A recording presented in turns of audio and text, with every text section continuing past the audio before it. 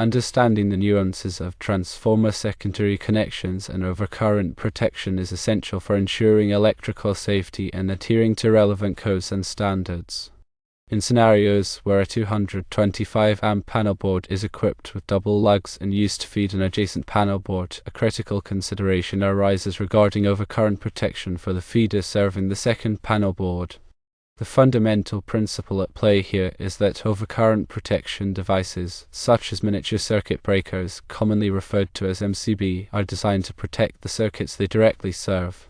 If a panel board is fed from the double lugs of another panel board, the feeder conductors supplying the second panel board are not inherently protected by the MCB within the original panel board. This lack of overcurrent protection for the feeder to the adjacent panel board poses a potential risk of damage to the conductors in the event of an overload or short-circuit condition. To mitigate this risk, there are code-compliant methods that can be employed. Firstly, one approach is to install a dedicated overcurrent protection device, such as an MCB or fuse, specifically for the feeder to the adjacent panel board.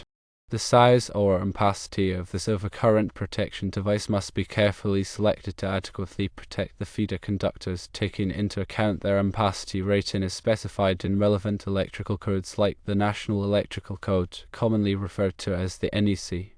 Secondly, an alternative strategy involves the utilization of sub-feed lugs or feed-thru lugs. Sub-feed lugs are connected to the output terminals of the MCB or fuse within the original panel board. These lugs facilitate the connection of a feeder conductor without disrupting the existing circuit protected by the MCB or fuse. Feed-thru lugs, on the other hand, are installed on the line side, meaning the incoming power side of the MCB or fuse. Both sub-feed lugs and feed-thru lugs inherently provide overcurrent protection for the feeder conductor, as they are directly connected to or positioned upstream of the overcurrent protection device. The selection between sub-feed lugs and feed-thru lugs depends on the specific application. Sub-feed lugs are typically favored when connecting a feeder conductor to an existing circuit where it is impractical or undesirable to modify the existing overcurrent protection arrangement. Feed-thru lugs are commonly employed when installing a new circuit, as they provide a convenient means of integrating overcurrent protection for the feeder conductor into the overall circuit design. In summary, when feeding a panel board from the double lugs of another panel board, it is imperative to ensure that the feeder conductors are adequately protected against overcurrent conditions. This can be achieved either by installing a dedicated overcurrent protection device or by utilizing sub-feed lugs or feed-thru lugs, depending on the specific requirements of the installation. It is crucial to consult relevant electrical codes and standards such as the NEC to ensure compliance and adherence to safety regulations. Furthermore, consideration should be given to directing factors that may affect conductor opacity, such as ambient temperature and the number of conductors in a raceway. Failure to properly protect feeder conductors can result in overheating, insulation damage, and potentially hazardous electrical conditions. Therefore, meticulous attention to detail and adherence to best practices are essential when designing and installing electrical systems involving transformer secondary connections and overcurrent protection. Remember to consult the NEC tables for conductor opacity ratings and overcurrent protection requirements. The NEC Table 310.15 provides opacity ratings for various conductor types and sizes, while other tables and sections outline specific requirements for overcurrent protection devices. When sizing overcurrent protection devices, it is crucial to consider the conductor opacity, the type of load being served, and any applicable directing factors. Overcurrent protection devices should be selected to protect the conductor against overload and short-circuit conditions without causing nuisance tripping. In addition to conductor opacity and overcurrent protection, it is also important to consider the voltage drop in the feeder conductors. Excessive voltage drop can result in reduced voltage at the load, which can affect equipment performance and efficiency. The NEC provides guidelines for voltage drop calculations, and it is recommended to size feeder conductors to minimize voltage drop to acceptable levels. When working with transformers, it is essential to understand the transformer's nameplate information, including the primary and secondary voltages, the kilovolt ampere, abbreviated as kVA rating, and the impedance. The transformer's impedance affects the available short-circuit current at the secondary terminals, which is a critical factor in selecting appropriate overcurrent protection devices. It is also important to ensure that the transformer is properly grounded and bonded to minimize the risk of electrical shock. Grounding and bonding requirements are outlined in the NEC, and it is essential to adhere to these requirements to ensure a safe electrical system. In addition to the NEC, other industry standards and guidelines may also apply to electrical installations involving transformers and overcurrent protection. These standards may include those published by organizations such as the Institute of Electrical and Electronics Engineers, abbreviated as IEE, and the National Electrical Manufacturers Association, abbreviated as NEMA. It is recommended to consult these standards to ensure that the electrical installation meets all applicable requirements. Furthermore, it is important to ensure that all electrical equipment is properly listed and labeled by a recognized testing laboratory, such as Underwriters Laboratories, abbreviated as UL.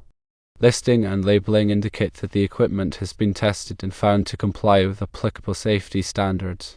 When installing electrical equipment, it is essential to follow the manufacturer's instructions and recommendations. The manufacturer's instructions provide valuable information about the equipment's proper installation, operation, and maintenance. Failure to follow the manufacturer's instructions can void the equipment's warranty and potentially create a hazardous situation. In addition to proper installation, regular maintenance is essential to ensure the continued safe and reliable operation of electrical equipment.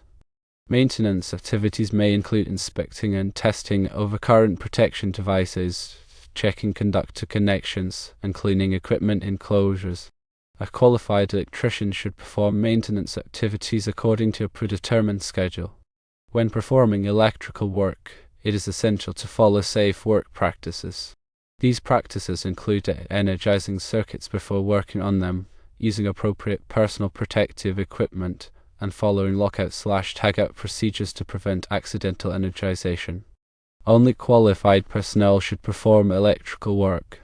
In conclusion, understanding transformer secondary connections and overcurrent protection is crucial for electrical safety and code compliance. When feeding a panel board from the double lugs of another panel board, it is imperative to ensure that the feeder conductors are adequately protected against overcurrent conditions. This can be achieved either by installing a dedicated overcurrent protection device or by utilizing sub-feed lugs or feed-thru lugs, depending on the specific requirements of the installation. It is essential to consult relevant electrical codes and standards such as the NEC to ensure compliance and adherence to safety regulations. Additionally, consideration should be given to dirting factors that may affect conductor ampacity, voltage drop, transformer nameplate information, grounding and bonding requirements, and applicable industry standards. By following these guidelines, electrical professionals can ensure that electrical installations involving transformers and overcurrent protection are safe, reliable, and code compliant. In addition to the aforementioned considerations, it is also crucial to address the topic of selective coordination of overcurrent protection devices. Selective coordination refers to the practice of coordinating overcurrent protection devices in a way that ensures that only the overcurrent protection device closest to the fault opens, minimizing the impact on the rest of the electrical system. This is particularly important in critical facilities, such as hospitals and data centers, where even a brief power outage can have significant consequences. Selective coordination can be achieved through various means, including the use of fuses with different time current characteristics, circuit breakers with adjustable trip settings, and zone-selective interlocking systems. The NEC provides guidelines for selective coordination, and it is essential to consult these guidelines when designing electrical systems that require selective coordination. Another important aspect of overcurrent protection is the concept of arc flash hazard analysis. Arc flash is a dangerous phenomenon that can occur when a short circuit or other electrical fault creates an arc of electricity in the air. Arc flash events can generate extremely high temperatures and pressures, resulting in severe burns, injuries, and even fatalities. An arc flash hazard analysis is a study that assesses the potential arc flash hazards in an electrical system and determines the appropriate personal protective equipment, abbreviated PPE, and safety procedures to mitigate these hazards. Arc flash hazard analysis is typically performed by qualified electrical engineers or consultants, and it is essential to implement the recommendations of the arc flash hazard analysis to ensure the safety of electrical workers. In addition to arc flash hazard analysis, it is also important to implement arc flash protection measures in electrical systems. These measures may include the use of arc-resistant switchgear, current-limiting devices, and remote racking systems. Arc-resistant switchgear is designed to contain the energy of an arc flash event, preventing it from propagating outside the equipment. Current-limiting devices, such as current-limiting fuses and circuit breakers, can reduce the magnitude and duration of an arc flash event. Remote racking systems allow electrical workers to operate circuit breakers and other equipment from a safe distance, minimizing the risk of exposure to arc flash hazard. When selecting overcurrent protection devices, it is also important to consider the interrupting rating of the device. The interrupting rating is the maximum amount of current that the device can safely interrupt without failing. The interrupting rating must be sufficient to handle the available fault current at the point of installation. The available fault current is the amount of current that would flow in a short-circuit condition. The available fault current can be calculated using various methods, including point-to-point calculations and software simulations. It is essential to select overcurrent protection devices with an interrupting rating that is equal to or greater than the available fault current. In addition to the interrupting rating, it is also important to consider the withstand rating of electrical equipment.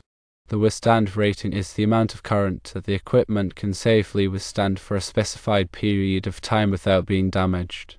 The withstand rating must be sufficient to handle the let-through current of the overcurrent protection device. The let-through current is the amount of current that flows through the overcurrent protection device before it interrupts the fault.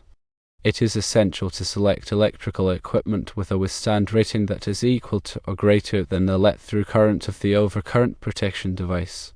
When working with electrical systems, it is crucial to follow all applicable safety procedures and regulations. These procedures and regulations are designed to protect electrical workers from hazards such as electrical shock, arc flash, and electrocution.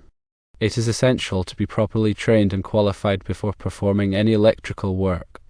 In addition to following safety procedures and regulations, it is also important to use appropriate personal protective equipment, abbreviated PPE. PPE includes items such as safety glasses, gloves, and arc flash suits. The type of PPE required depends on the potential hazards present in the electrical environment. It is essential to inspect PPE before each use to ensure that it is in good condition and provides adequate protection. When working with electrical systems, it is also important to be aware of the potential for stored energy. Stored energy can be present in capacitors, batteries, and other electrical components. Stored energy can pose a shock hazard even after the power has been turned off. It is essential to discharge stored energy before working on electrical equipment. In addition to the above considerations, it is also important to address the topic of harmonics in electrical systems. Harmonics are distortions in the sinusoidal waveform of the voltage and current. Harmonics can be caused by nonlinear loads such as electronic ballasts, variable frequency drives, and computers. Harmonics can cause a variety of problems, including overheating of equipment, increased energy losses, and interference with communication systems. Harmonic mitigation techniques include the use of harmonic filters, line reactors, and transformers with harmonic mitigation capabilities. It is essential to analyze electrical systems for harmonics and implement appropriate mitigation techniques to minimize their impact. Furthermore, power quality is also an important aspect to consider in electrical systems. Power quality refers to the characteristics of the voltage and current that affect the performance of electrical equipment. Power quality problems include voltage sags, voltage swells, transients, and harmonics. Power quality problems can cause equipment malfunctions, data loss, and reduced equipment life. Power quality monitoring and analysis can help identify and address power quality problems. Power quality solutions include the use of surge suppressors, voltage regulators, and uninterruptible power supplies, abbreviated as UPS. In conclusion, ensuring electrical safety and code compliance requires a thorough understanding of transformer secondary connections, overcurrent protection, selective coordination, arc flash hazards, interrupting ratings, withstand ratings, safety procedures, personal protective equipment, stored energy harmonics, and power quality. By addressing these considerations, electrical professionals can create safe, reliable, and efficient electrical systems.